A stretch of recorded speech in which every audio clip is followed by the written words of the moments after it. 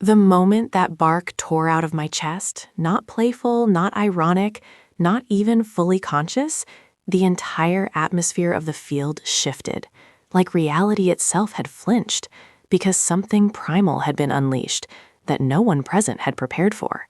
And the pug reacted instantly, not with curiosity or confusion, but with pure survival instinct, its little body jerking backward as if yanked by an invisible wire, legs scrambling, nails scratching uselessly at the grass, while that awful strangled screech poured out of it, the sound sharp and mechanical and wrong in a way that drilled straight into the nervous system, echoing far louder than it should have in such an open space.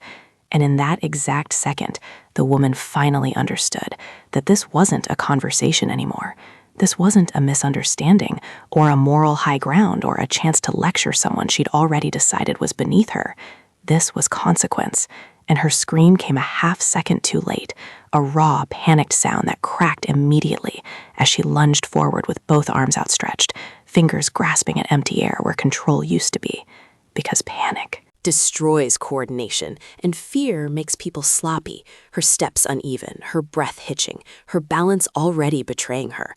While I didn't sprint or flail or rush, but moved deliberately, center of gravity low, posture grounded, barking again from deep in my chest in a way that vibrated through bone, not needing speed because presence was enough. Watching the pug veer wildly, zigzagging in blind terror while she screamed its name again and again, her voice fracturing more each time. And the dog never even glanced back, because in that moment she wasn't safety anymore. She was irrelevant. And that realization hit her face like a physical blow, her expression twisting from outrage into disbelief as the script she'd built the entire interaction on collapsed in real time, because she'd expected tears or compliance or retreat, not unpredictability, not chaos, not someone stepping completely outside the social rules she relied on to dominate the situation. And when she finally locked eyes with me, the recognition spread across her face in slow horror. Not recognition of who I was, but of the mistake she'd made, because I was no longer the quiet dog owner shrinking herself.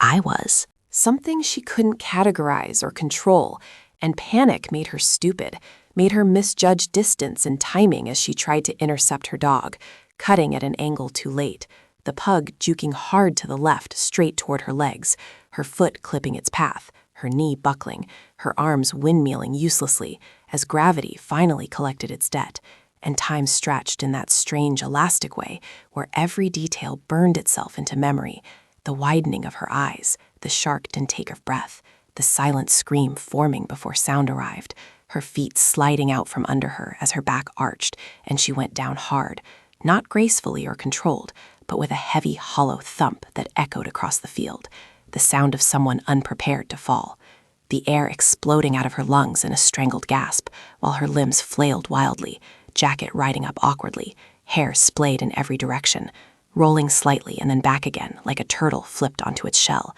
helpless, exposed, ridiculous. The same woman who had strutted confidently across the field minutes earlier, now reduced to flailing on the ground because of her own dog. And for a brief, suspended moment, everything went quiet.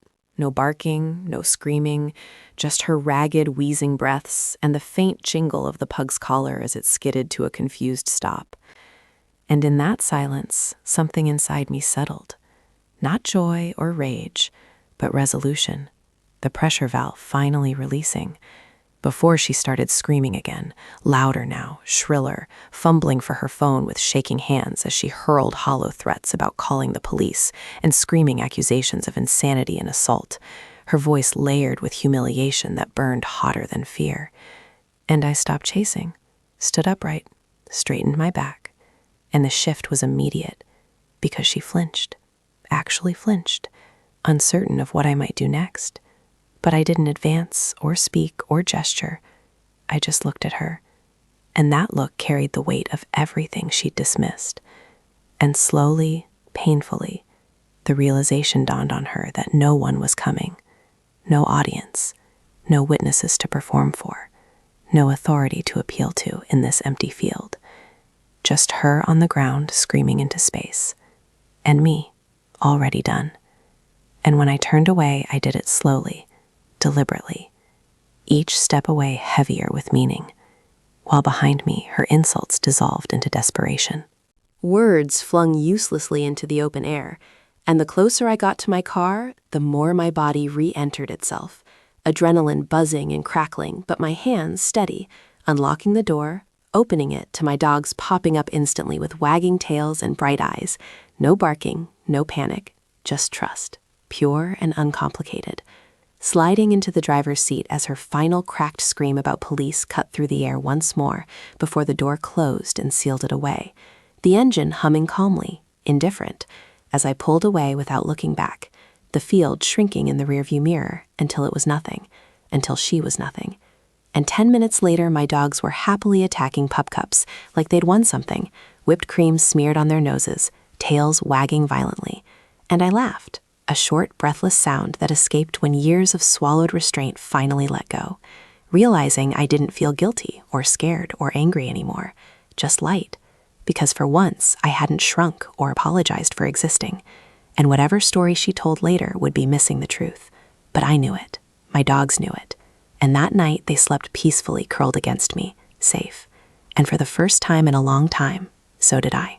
She screamed about the police, not in one clear sentence, but in jagged fragments that overlapped and unraveled as I walked away, threats colliding with panic, her voice stretching thin across the open field, until it sounded less like authority and more like someone shouting at a storm that had already passed. And I didn't turn around, not because I was trying to be dramatic, but because there was nothing left for me back there. Every step toward my car feeling unreal, like I was moving through the aftermath of something explosive that had burned itself out before anyone could stop it.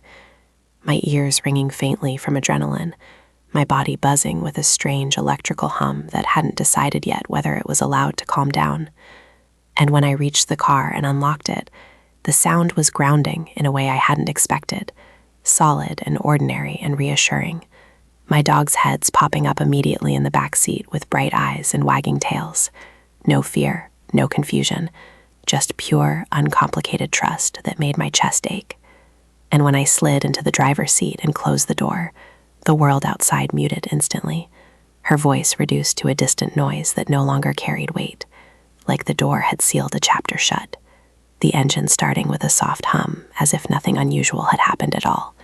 No sirens, no consequences raining down from the sky, just motion, pulling away calmly, not speeding, not hesitating, not looking back, because whatever story she was still shouting into the void wasn't mine anymore.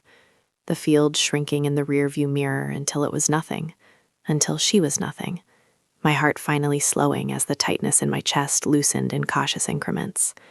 My hand steady on the wheel as I noticed the road again, the sky, the quiet sounds of my dogs shifting contentedly behind me, life continuing with almost insulting normalcy. And 10 minutes later I was in a drive-thru, the absurdity of that hitting harder than anything else. Because 10 minutes ago, someone had been screaming about the police, and now my dogs were leaning out the window with ears flapping and tails wagging violently as they were handed pup cups overflowing with whipped cream, attacking them like they'd won the lottery, cream smeared across their noses, tongues flailing, eyes wide with joy. And I laughed, not loudly or triumphantly, but in a small, surprised way, like my body hadn't realized yet that it was allowed to feel good, feeling light for the first time in a long time.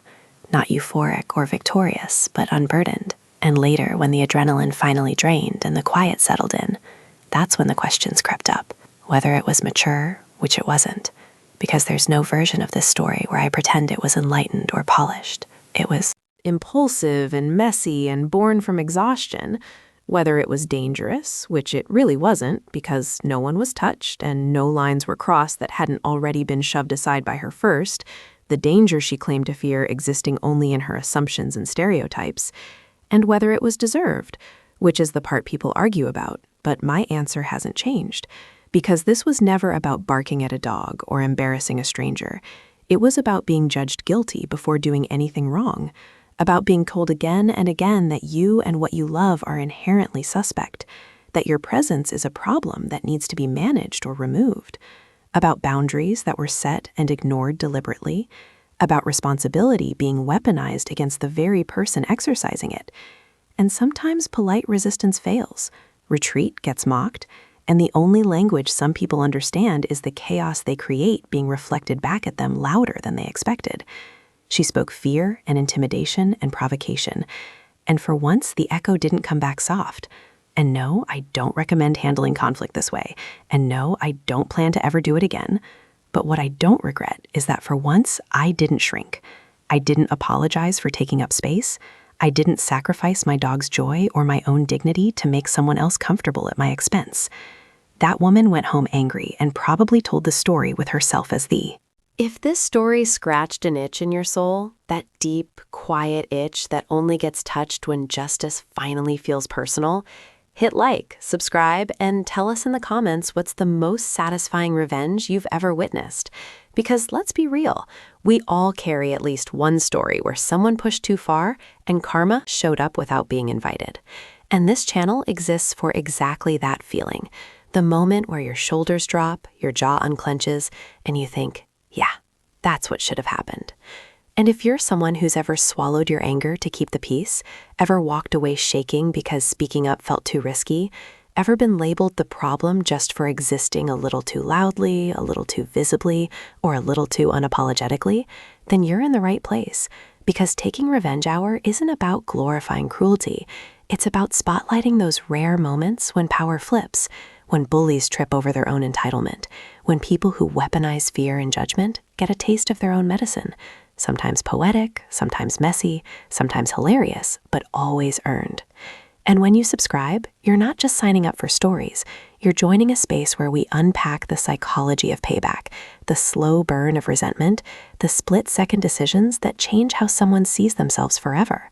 So whether your revenge fantasy is quiet and clever or loud and unhinged, whether karma showed up instantly or waited years to collect, drop it in the comments because your story might be the next one we tell.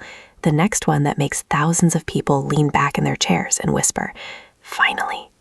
And if you want more tales where justice doesn't wait politely in line, where the underestimated snapback, where karma clocks in early and overtime is approved, make sure you're subscribed to Taking Revenge Hour, because the next story is already queued up, and trust me, you don't want to miss the moment when someone who thought they were untouchable realizes they were wrong.